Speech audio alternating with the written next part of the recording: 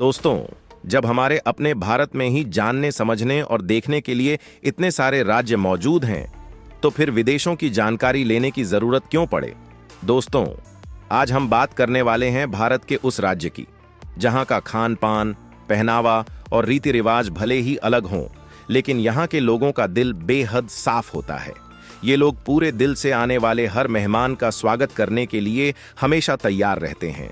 यहाँ के लोग ऐसी ऐसी चीजें खाते हैं जिनके बारे में जानकर आप थोड़ा चौंक भी सकते हैं। दोस्तों, हम जिक्र कर रहे हैं नागालैंड राज्य का। नागालैंड की प्राकृतिक सुंदरता को शब्दों में बयां कर पाना आसान नहीं है। सिर्फ 2-3 हजार रुपए खर्च करके आप उस अनुभव को महसूस कर सकते हैं जिसके लिए पश्चिमी देशों में लोग लाखों रुपए खर्च कर देते हैं। यहाँ की संस्कृति और खासकर खान पान को जानने से पहले आइए इसके बारे में कुछ अनोखी बातें जानते हैं। भारत के उत्तर पूर्वी छोर पर बसा नागालैंड एक बेहद खूबसूरत राज्य है। इसका बॉर्डर भारत के अरुणाचल प्रदेश, मणिपुर और असम से तो जुड़ता ही है, साथ ही इसका एक इंटरनेशनल बॉर्डर म्यांमार देश से भी लगता है। नागालैंड अपनी अनोखी संस्कृति के लिए जाना जाता है। यहाँ का कल्चर एक भारतीय होते हुए भी बिल्कुल अलग और खास पहचान रखता है। नागालैंड में आपको जगह जगह घने जंगल देखने को मिलेंगे, जहां कई तरह के ऐसे जानवर रहते हैं जो आमतौर पर कहीं और देखने को नहीं मिलते। नागालैंड का कुल क्षेत्रफल करीब 16,580 वर्ग किलोमीटर में फैला हुआ है और लैंड एरिया के हिसाब से यह भारत का 25वां सबसे बड़ा राज्य है। यहाँ की कुल आबादी लगभग 21,90,000 के आसपास है, जिसमें से करीब 84% लोग ईसाई धर्म को मानते हैं, जबकि बाकी लोग अन्य धर्मों के अनुयायी हैं। इस खूबसूरत राज्य में कुल 11 जिले हैं, जिनमें से वैनसांग यहाँ का सबसे बड़ा जिला माना जाता है, जबकि इसकी राजधानी कोहिमा कहलाती है। पूरे भारत में नागालैंड ही एकमात्र ऐसा राज्य है जिसकी आधिकारिक भाषा अंग्रेजी है।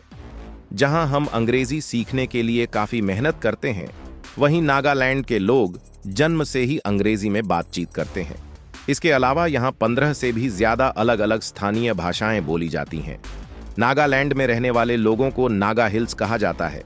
साल 1961 से पहले इस इलाके को नागा हिल्स तुएनसान कहा जाता था। यह भारत का ऐसा राज्य है जहां 100 से भी ज्यादा अलग अलग जनजातियां निवास करती हैं। 1 दिसंबर 1963 को नागालैंड को भारत का पूर्ण राज्य होने का दर्जा मिला था। अगर आप नागालैंड को नजदीक से जानना चाहते हैं तो हर साल 1 दिसंबर से 10 दिसंबर के बीच यहाँ हॉर्नबिल फेस्टिवल मनाया जाता है, जो नागा लोगों के लिए बेहद खास और महत्वपूर्ण होता है। इस फेस्टिवल में आपको ढेर सारी नागा डिशेज, सांस्कृतिक नृत्य, सदियों पुरानी कहानियां और नागालैंड का पूरा रंग रूप देखने को मिलता है। नागालैंड में कुल 4 रेलवे स्टेशन हैं, जिनमें से सबसे प्रमुख स्टेशन दीमापुर में स्थित है। यहाँ का एकमात्र एयरपोर्ट भी दीमापुर में ही मौजूद है। इस राज्य से कोयला, कोबाल्ट और संगमरमर जैसे पत्थर भी निकाले जाते हैं। और कुल मिलाकर देखा जाए तो नागालैंड के लोगों को पढ़ा लिखा और समझदार माना जाता है और यहाँ की साक्षरता दर लगभग 80% मानी जाती है। नागालैंड की संस्कृति के अनुसार यहाँ के लोग अपने पैरों में और पैरों की उंगलियों में एक खास तरह की रिंग पहनते हैं, जिससे उन्हें पेड़ों पर चढ़ने में आसानी हो जाती है।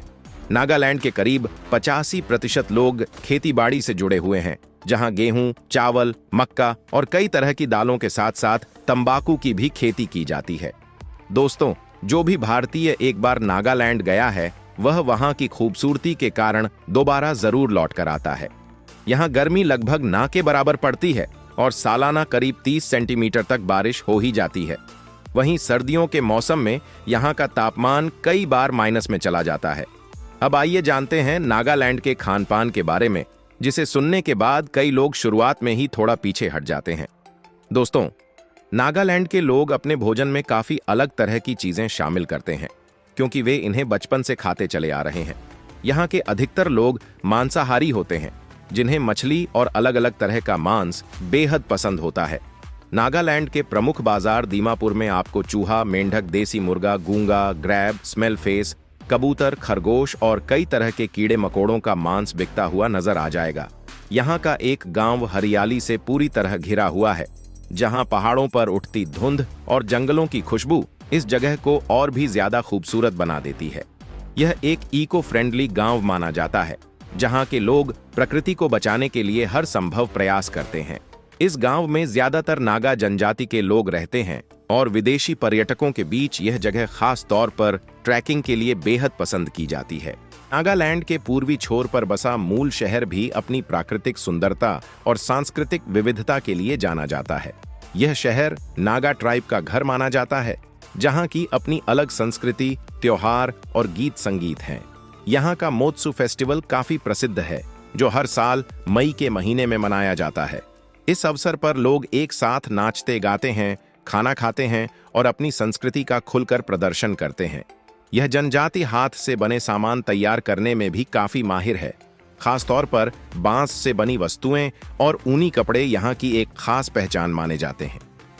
नागालैंड की राजधानी कोहिमा से कुछ दूरी पर स्थित तोफेमा गांव भी नागा ट्राइब का ही हिस्सा है।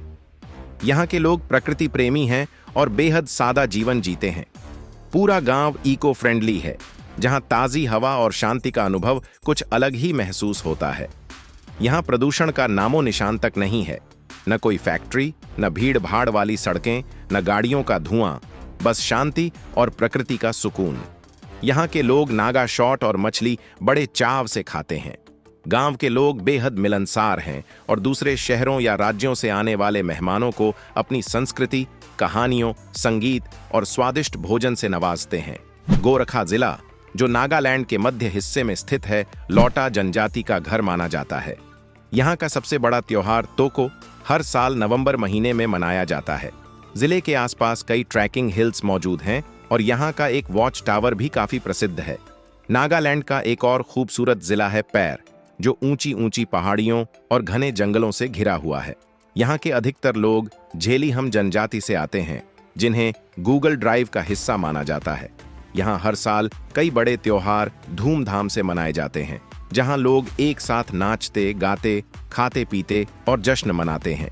यहाँ के ज्यादातर लोग किसान हैं, जो चावल, सब्जियां और तरह तरह के फल उगाते हैं। अब दोस्तों, आपको नागालैंड के कुछ खूबसूरत टूरिस्ट प्लेस की सैर कराते हैं, जिसमें पहले नंबर पर आता है चिड़ियाघर पार्क। दीमापुर शहर के बाहरी इलाके में स्थित इस चिड़ियाघर में तेंदुआ, हिरण, भालू सहित कई वन्य जीव प्रजातियां पाई जाती हैं।